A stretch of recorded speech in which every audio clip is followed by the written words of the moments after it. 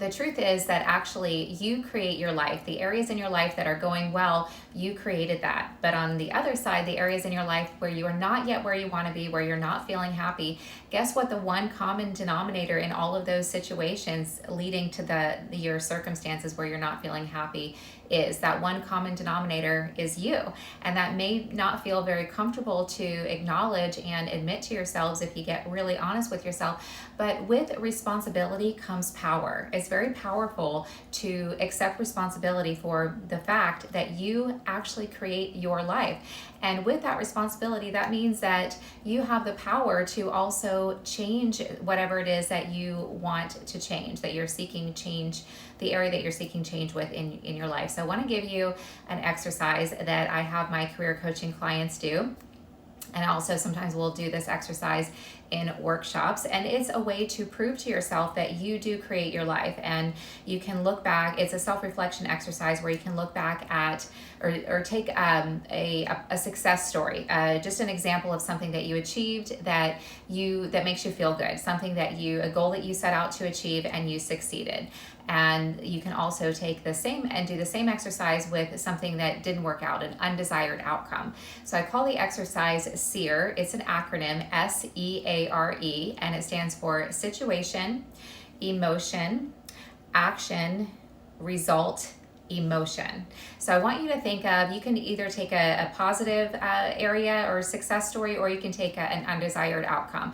I don't really use the word failure too much because I actually don't believe in failure, because if failure, I think, is often by design. I mean, the definition of failure, if you look it up, there are more than one, but one is an undesired outcome. But typically you're going to learn something through that undesired outcome, and it is likely by design, because in order to learn and equip yourself with what you need to be able to deliver when you do get the opportunity that is meant for you, it's not going to show up until you're ready. And so a lot of our setbacks, or they feel like setbacks, but they're really intended by design, setbacks by design, failures by design, undesired outcomes by design, to draw your attention to an area that you need to learn to better equip yourself so that you are ready once the opportunity presents. Okay, so a little sidetrack there, but let's bring it back to the exercise in case this is something that you would like to try. Think back to a goal that you set for yourself that you achieved, or you can think back to a goal that you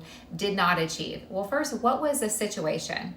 Maybe write it down, think about it, and then I want you to think about the emotion. When you first got your idea, what was the emotion driving the action, which is next? And then what action did you take? And then what was the result? And then how did you feel after that?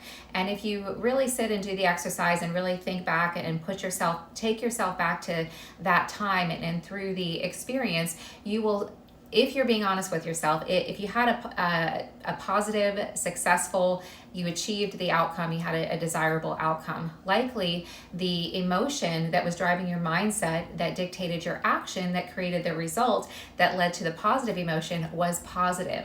Now, sometimes we can go into a goal and we can start off with positive intentions, and we can exhaust all efforts trying, and then not succeed. Now, maybe that goal is not meant for us at the time, but maybe even despite or in spite of the actions and the effort that you're putting forth, maybe in the back of your mind, you're not believing that you're going to achieve. And so maybe as a result, you don't try as hard. But the point is, the emotion that you're feeling drives your actions, and your actions create your circumstances, and your circumstances shape how you feel, which shapes your mindset every day. And you have the power, you have the responsibility, which means you have the power to change, to create what it is you want for yourself, what it is you would like. So situation, emotion, action, result, emotion. I call this exercise SEAR, and it's a way to demonstrate proof to yourself at just how powerful you really are.